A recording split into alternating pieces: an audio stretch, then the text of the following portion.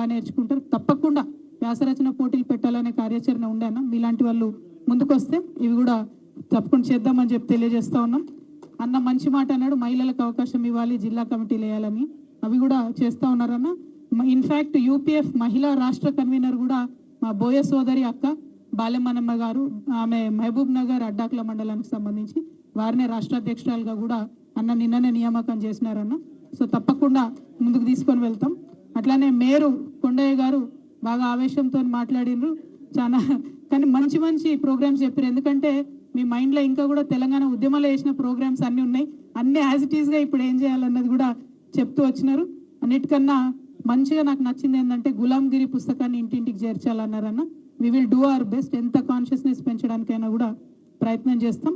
రాంబాబు గారు పెరిక సంఘం సోదరులు మాట్లాడుతూ బీసీలందరూ కూడా రిప్రజెంటేషన్ ఇవ్వాలి, రాజకీయంగా ఆర్థికంగా ఎదగాలంటే ప్రతి మండల స్థాయిలో కూడా ఉన్న బీసీలు ఈ అంశాల పట్ల రిప్రజెంటేషన్ ఇవ్వాలని చెప్పి మీరు చెప్పినారన్న. మీరు ఆర్గనైజ్ చేయండి. ఇప్పటికే చాలా మంది యూపీఎఫ్ నాయకులు, జాగృతి నాయకులు ప్రతి ఎమ్మెల్యే గారి ఇంటికి వెళ్ళి అసెంబ్లీలో విగ్రహం పెట్టండి అన్న, 42% రిజర్వేషన్ కోసం సహకరించండి, 2,000 కోట్లు 20,000 కోట్లు బడ్జెట్లో పెట్టండి అని ఇప్పటికే రిప్రజెంటేషన్ స్టార్ట్ చేసినారు. సో ఏ శాసనసభ్యులు ఏ పార్టీ అయినా పర్వాలేదు, BRS, Congress, BJP doesn't matter. శాసనసభ్యులకు వెళ్ళి ఇప్పుడు త్వరలోనే అసెంబ్లీ ఉంది కాబట్టి అవకాశం ఉన్న కాడల్లా రిప్రజెంటేషన్ ఇచ్చి ప్రెషర్ పెంచడం అన్నది మంచి ఆలోచన అని కూడా అనుకుంటా ఉన్నాను. థ్యాంక్ యూ అన్న. అట్లానే నాయి బ్రాహ్మణ తమ్ముడు యూనివర్సిటీ విద్యార్థి ఉద్యమ నేపథ్యంలో వచ్చినటువంటి వ్యక్తి కాబట్టి చాలా బ్యూటిఫుల్గా రాజారాం గారు చెప్పినటువంటిది యాజ్ ఇట్ ఈస్గా మీరు ఇంకా విస్తారంగా చెప్పిండ్రు.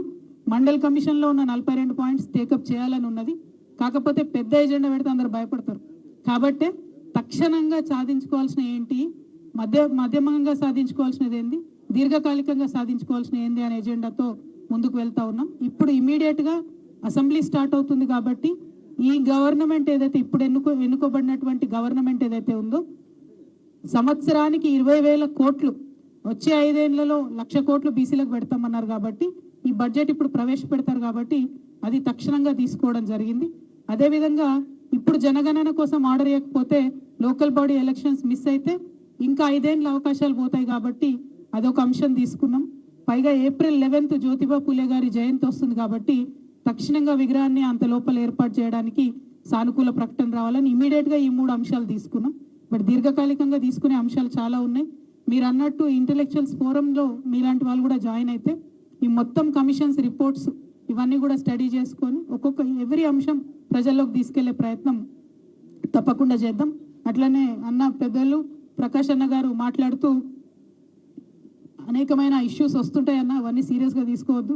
ఇవాళ రేపు యూట్యూబ్ వచ్చిన తర్వాత ప్రతి ఒక్కరు ఒపీనియన్ చెప్తా ఉన్నారు. డెఫినెట్లీ వెల్కమ్, ఎవరి ఒపీనియన్ అయినా వాళ్ళు చెప్పాల్సిందే. బట్ అల్టిమేట్గా ఎన్నుకున్నటువంటి లక్ష్యం కోసం నిలబడి గెలిచిన వాళ్ళదే చరిత్ర అవుతుంది తప్పితే కమెంట్ చేసిన వాళ్ళ చరిత్ర కాదు. కాబట్టి తప్పకుండా మనం తెలంగాణ వాళ్ళ బ్లడ్లోనే ఉంటుంది. ఏదైనా ఒక లక్ష్యాన్ని ఎన్నుకున్నామంటే అది సాధించే వరకు విడిచిపెట్టాం. కాబట్టి ఈ అంశం తీసుకోవడానికి చాలా కమిట్మెంట్ కావాలి. పొలిటికల్గా కూడా అనేకమైనటువంటి అంశాలు ఉంటాయి కాబట్టి కృష్ణ మిస్ అయినా ఉంటుంది కాబట్టి తప్పకుండా ముందుకే పోతాం. కృష్ణ గారు మాట్లాడుతూ కుమార సంఘం అన్న రాజమన్న రాలే కాబట్టి మీది కూడా మిస్. కృష్ణ గారు మాట్లాడుతూ బీసీలు ఐక్యమత్యం సాధించాలని చెప్పినారు. అన్నిటికన్నా ముఖ్యంగా నేనేమనుకుంటా తెలుసాను, ఐకమత్యం లేదని మనం అనుకోవద్దు. అసలు మేము కలిసి ఉన్నాం పోయి కొట్లాడతాం అనాలి, అంతే సింపుల్. వస్తూనే ఉంటారు. ఐకమత్యం లేదని మనమే 10 సార్లు అనుకుంటే ఉండదు కూడా వాస్తవానికి. కానీ అనిపిస్తుంది, ఎందుకంటే నిన్న మొన్న డిస్కస్ చేస్తుంటే రామచంద్రన్న 30-40 ఏళ్ళు బీసీ ఉద్యమాల్లో ఉన్నారు కాబట్టి ఆయన అన్న మాట ఏంటంటే, సపోజ్ గౌడ సంఘం మీటింగ్ పెట్టినాం అనుకోండి, అన్న మా మీటింగ్ ఉందే పోతా అంటారు. కానీ బీసీ సంఘం మీటింగ్ అని పెడితే గదేదో మీటింగ్ ఉందటనే పోయేస్తా అంటారట. అంతే డిఫరెన్స్ ఉంది. బీసీ అనే పదాన్ని ఓన్ చేసుకుంటే అన్ని కులాలు దగ్గరికి వస్తాయి, బలపడతాయని అన్న చెప్పినారు. బట్ నేను అనుకోవడం ఏంటంటే కలిసే ఉన్నాం, కలిసి కొట్లాడతామని మనం కార్యాచరణ తీసుకొని ముందుకు పోతే డెఫినెట్గా చిన్న చిన్న విజయాలు సాధిస్తే అందరు కలిసి వస్తారు అనుకుంటున్నాం. మన పూసల సంఘం నుంచి అన్న కొల్ల శ్రీనివాస్ గారు రాష్ట్ర కన్వీనర్గా ఉన్నారు. మరి చిన్న కులాలని ఎవరిని పక్కకు పెట్టలేదు, అన్ని కమ్యూనిటీస్ని యాడ్ చేసుకున్నాం. నాయి బ్రాహ్మణ నుంచి కూడా అన్న బాలకృష్ణ, రాచమల్లు బాలకృష్ణ గారు వచ్చినారు, తను కూడా ఉన్నారు. రజక నుంచి ఉన్నారు. అన్ని కమ్యూనిటీస్ని అన్న బ్యాలెన్స్ చేసుకొని యూపీఎఫ్లో అందరినీ కూడా తీసుకోవడం జరిగింది. చిన్న కులాలకే ఇంకా పెద్ద సపోర్ట్ ఇస్తామని చెప్పి మా మాటగా తెలియజేస్తూ మరి మళ్ళీ ఒకసారి మీ అందరికీ తెలుసు జాగృతి టేకప్ చేసినటువంటి ఇష్యూస్ ఏది కూడా మధ్యలో వదిలిపెట్టలేదు, ఇది కూడా వదిలిపెట్టేదే లేదు. We will see a light at the end of the tunnel. మళ్ళీ ఒకసారి వరంగల్ మేధావులకు నిలయం, విప్లవకారులకు నిలయం కాబట్టి మంచి కార్యక్రమాన్ని మీ దగ్గర నుంచే మొదటగా ప్రారంభించినాం, సక్సెస్ అవుతుందని మనస్ఫూర్తిగా కోరుకుంటూ మళ్ళీ ప్రతి కుల సంఘం నుండి వచ్చినటువంటి కుల పెద్దలందరికీ కూడా పేరు పేరున నమస్కారాలు. ముందుగా యూపీఎఫ్ నుండి యునైటెడ్ పూలే ఫోరం నుండి మాట్లాడుతూ గట్టు రామచంద్రరావు గారు విస్తృతమైనటువంటి లక్ష్యాలన్నింటినీ కూడా వారు ఒక్కొక్కటిగా చెప్తూ పోయినారు. సరే, మొదటిది మనం ఒక ప్రతీకగా బీసీ ఉద్యమాలకు ప్రతీకగా చూస్తున్నాం జ్యోతిబా పూలే విగ్రహాన్ని, ఆ సాధనకు అట్లానే బీసీ వెల్ఫేర్ శాఖ కేంద్రంలో ఉండాల్సినటువంటి ఆవశ్యకతను కూడా వారు చెప్పినారు. నిన్ననే కూర్చొని రీసెర్చ్ చేస్తూ ఉంటే మేము ఒక గమ్మత్తైన విషయం తెలిసింది, అది మనందరం కూడా తెలుసుకోవాలి. ఈసారి కేంద్ర ప్రభుత్వం పెట్టింది బడ్జెట్, అందులో 26 లక్షల కోట్లతో బడ్జెట్ పెట్టింది. 26 లక్షల కోట్లతో బడ్జెట్ పెడితే దేశ జనాభాలో సగం పైన ఎక్కువ ఉన్నాం, 70% ఉన్నాం అని అనుకుంటున్నటువంటి బీసీల కోసం పెట్టినటువంటి బడ్జెట్ కేవలం 5,000 కోట్లు మాత్రమే. 26 లక్షల కోట్లలో 5,000 కోట్లు మాత్రమే. ఎందుకంటే బీసీలకు సపరేట్ మంత్రిత్వ శాఖ లేదు. రెండు ఆర్గనైజేషన్స్ ఉన్నాయి, ఒకటి నేషనల్ కమిషన్ ఫర్ బీసీస్, ఇంకోటి national commission for BC development అని ఒకటి ఉన్నది. ఆ రెండే ఉన్నాయి. ఆ రెండిటికి ఒకదానికి 2,500 కోట్లు, ఇంకో దానికి 2,500 కోట్లు, కథం 26 లక్షల కోట్లలో. అందుకే యూపీఎఫ్ ఒక ఎజెండా ఎత్తుకున్నది. దాన్ని మొన్న నేను మధ్యప్రదేశ్కి పోయినప్పుడు కూడా ఎగ్జాక్ట్లీ చట్టపరంగా వాళ్ళకి అధికారం లేదు కాబట్టి నిధులు కూడా డైరెక్ట్గా కేటాయించేటటువంటి ఆస్కారం లేదు. దాంతో మనకు జరుగుతున్నటువంటి అన్యాయం ఏంది, మనం అడగలేకపోతున్నాం. ఎన్ని నిధులు ఇచ్చిండ్రు, ఎట్లా ఇచ్చిండ్రు, ఏ హెడ్స్ మీద ఇచ్చిండ్రు అని అడగలేనటువంటి పరిస్థితి. మన ఇదే అంశాన్ని మధ్యప్రదేశ్ పోయినప్పుడు కూడా నేను చెప్పడం జరిగింది. అక్కడ వాళ్ళందరూ కూడా కొత్తగా వింటున్నాం, మేము ఇది ఇంతవరకు మాకు ఆలోచన రాలేదు అని చెప్పి వాళ్ళు కూడా మేము ఈ డిమాండ్ ఎత్తుతామని చెప్పినారు. మాట అటువంటి విస్తృతమైనటువంటి ఎజెండాను ప్రకటించినారు. అట్లానే బీసీల కులగణన జరగాలి, ఎంబీసీ మంత్రిత్వ శాఖ అంటూ వారి యొక్క ఎజెండా చెప్పినటువంటి గట్టు రామచంద్రరావు గారు. తర్వాత మన వెంకటరాజమన్న మేయర్ సంఘం నుంచి మాట్లాడుతూ అన్ని కాదు అన్నిటికీ సంజీవన లాంటిది జనగణన జరగాలి, అది వస్తే అన్నీ వస్తాయి కాబట్టి మనందరం జనగణన కోసం పట్టుబట్టాలని మా అందరికీ మార్గదర్శనం చేసినారన్న. మీరు అన్నట్టు సెక్రటరీలు లేరు, పెద్ద పెద్ద పొజిషన్స్లో బీసీలు లేరు. అన్నిటికన్నా ముఖ్యంగా న్యాయ వ్యవస్థలో 50 మంది ప్రజలకు న్యాయం చెప్పేటటువంటి హైకోర్టు జడ్జిలు, సుప్రీంకోర్టు జడ్జిలలో చూసుకుంటే అసలు బీసీల పాత్ర అన్నటువంటిది ఆల్మోస్ట్ శూన్యం అనేటటువంటి పరిస్థితిని మనం గమనించుకోవాలి. మరి దాని తప్పెవరిదని కూడా మనం ఒకసారి ఆలోచన చేసుకోవాల్సినటువంటి ఆస్కారం ఉంటుంది. ప్రభుత్వాలు కొంచెం పత్రికా మిత్రులు సమన్వయం వహించాలబ్బా. కెమెరా వెనుక నిలబడ్డ పిల్లలు దయచేసి కొంచెం సేపు సైలెన్స్. మరి జనరల్గా జడ్జి పోస్ట్ ఇవ్వాలంటే ప్రభుత్వాలే దానికి చేసేది ఉంటుంది, తర్వాత కన్సార్షియం ఉంటుంది, దానిలోంచి బయటకు వస్తూ ఉంటారు జడ్జిలు. కానీ అందులో లేదు ఓబీసీల వాటా అని ఈ దేశాన్ని అత్యధిక కాలం పాలించినటువంటి పార్టీలే విమర్శ చేస్తుంటే మరి నవ్వాలన ఏడవాలన తెలియనటువంటి పరిస్థితి.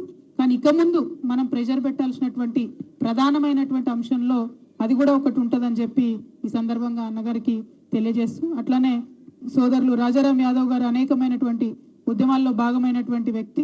మరి పెరియార్ రామస్వామి నాయకర్ గారి స్ఫూర్తితోని, పూలే గారి స్ఫూర్తితోని ఉద్యమాన్ని ముందుకు తీసుకెళ్ళాలి అని చెప్పి కమిషన్ రిపోర్ట్స్ని అధ్యయనం చేసుకోవాలని చెప్పి వారు మంచి సూచన చేసినందుకు ధన్యవాదాలు.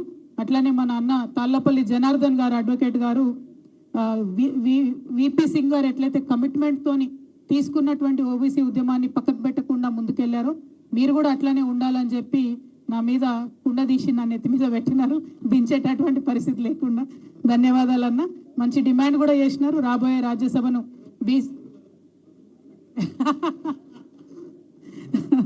అట్లనే మన బీసీ రాబోయేటటువంటి రాజ్యసభకి బీసీని ఎందుకు ఎన్నుకోరు అని చెప్పి ఒక మాట అన్నారు. తప్పకుండా పార్టీకి కూడా మనం ఈ మెసేజ్ ఇస్తామన్నా, పార్టీలో చర్చ చేస్తారనేటటువంటి అంశాన్ని మీకు తెలియజేస్తూ ఉన్నాం. అట్లానే కృష్ణమూర్తి యాదవ్ గారు చప్పట్లయితే కొడతలేరు ఎవరు. కృష్ణమూర్తి యాదవ్ అన్న గారు పూలే గురించి బాగా మాట్లాడాలని ఉంది కానీ ఎప్పుడు అవకాశం వస్తలేదు అన్నారన్న. అన్న చెప్పినట్టు యూపీఎఫ్ కార్యక్రమాలు విస్తరించినప్పుడు స్కూళ్ళల్లో ప్రోగ్రామ్ తీసుకోమని ఎవరో వక్తలు చెప్పడం జరిగింది. మరి అట్లా మీలాంటి వాళ్ళు టైం ఇచ్చినట్టయితే నిజంగా కూడా పూలే కాన్షియస్నెస్, బీసీ కాన్షియస్నెస్ పెంచాల్సిన అవసరం ఉన్నది. ఆ సందర్భంగా తప్పకుండా మిమ్మల్ని దృష్టిలో ఉంచుకుంటామని తెలియజేస్తూ మీరు కూడా జనగణన మాత్రం తప్పకుండా చేయాలని చెప్పినందుకు ధన్యవాదాలు. గౌరవ పెద్దలు సారయ్య గారు, ఎమ్మెల్సీ గారు, వారు హ్యాట్రిక్ ఎమ్మెల్యే గారు, ఎమ్మెల్సీ గారు, కౌన్సిలర్ స్థాయి నుంచి అంచెలంచెలుగా ఎదిగి వచ్చినటువంటి నాయకులు. వారు చాలా ఇమోషనల్గా అన్నారు. మేము కూడా మొదలుపెట్టినాం, చేసినాం, కానీ ఒక స్టేజ్కి వెళ్ళలేదు. ఇది మళ్ళా ఒకసారి ప్రారంభమైంది, ముందుకెళ్ళాలని చెప్పి మనస్ఫూర్తిగా ఆశీర్వదించి ఒక కార్యకర్తగా ఎక్కడికంటే అక్కడికి వస్తా అని చెప్పినందుకు, మరింత ధైర్యాన్ని ఇచ్చినందుకు ధన్యవాదాలు తెలియజేస్తా ఉన్నానన్న.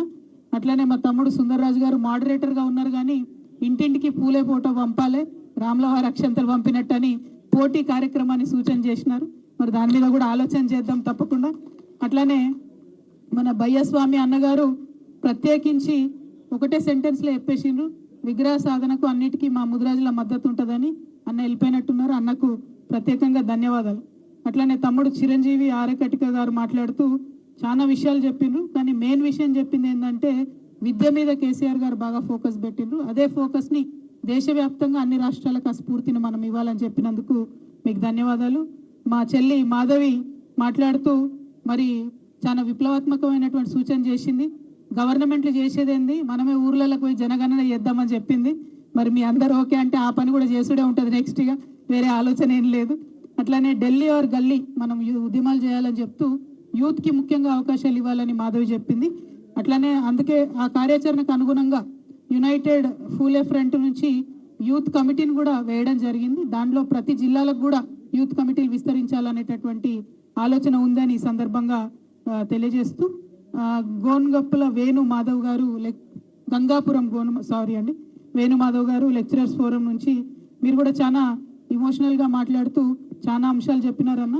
డెఫినెట్లీ మీరు అన్నట్టు అర్బన్ రూరల్లో ఉన్నటువంటి బీసీల యొక్క పరిస్థితులను అంచనా వేసుకునే కేసీఆర్ గారు రూరల్ ఎకనామీ రీఛార్జ్ అనే ప్రోగ్రామ్ని తీసుకొని ఎక్కువగా కుల వృత్తులకు ఆనాడు గ్రామాల్లో ఉన్న వాళ్ళకి ఇచ్చిర్రు. అప్పుడేమో ఎగతాలు చేసిర్రు, బీసీలు అంటే గొర్రెలకు బర్రెలకు ఇస్తారా అని అన్నారు. కానీ ఎక్కడ ఎవరు ఏ పని చేస్తూ ఉన్నారో వాళ్ళకి ఇంకొంత మద్దతు ఇవ్వాలి ప్రభుత్వం నుండి అనేటటువంటి ఆలోచనతో ఒక కార్యక్రమం అంటే ఇమీడియట్ రిలీఫ్ కింద ఆ కార్యక్రమం గౌరవం అప్పటి ముఖ్యమంత్రి గారు చేసినారు. బట్ మీలాంటి ఇంటలెక్చువల్స్కి నిజంగా అవసరం ఉంది అన్న. యూపీఎఫ్ ఆధ్వర్యంలో ఇంటలెక్చువల్ ఫోరం కూడా పెడతామంటా ఉన్నారు. అట్లాంటి వాటిలలో మీ యొక్క రీసెర్చ్ని కానీ డైరెక్షన్ కానీ ఇవ్వవలసిందిగా రిక్వెస్ట్ చేస్తూ ఉన్నానండి. అట్లానే అన్న రాధాకృష్ణ అన్న గారు విశ్వబ్రాహ్మణ మంచి ఎంటర్టైనింగ్ స్పీచ్ ఇచ్చిరన్న, కానీ మీనింగ్ఫుల్ స్పీచ్ ఇచ్చారు. మనం కూడా మీకు గుర్తున్నట్టయితే తెలంగాణ ఉద్యమం సాధించేటటువంటి సందర్భంలో మొదలు 2001లో కేసీఆర్ గారు మూమెంట్ స్టార్ట్ చేసినప్పుడు, జయశంకర్ సార్ మూమెంట్ స్టార్ట్ చేసినప్పుడు ఆనాడు తెలంగాణ అంటే ఇది వచ్చేదా తీయ పోయేదా తీయ అని అన్న వాళ్ళే ఎక్కువ మంది ఉన్నారు. కానీ 2009లో ఎప్పుడైతే కేసీఆర్ గారు దీక్ష చేసి కేంద్రం తెలంగాణ ప్రకటించిందో అప్పుడు ఒక విశ్వాసం వచ్చింది. సో ఇవాళ పూలే విగ్రహం అనో ఇంకోటనో 100 అంశాలు పెట్టడానికి కారణం ఏంటంటే చిన్న చిన్న విజయాలు చాలా స్ఫూర్తినిస్తాయి. చిన్న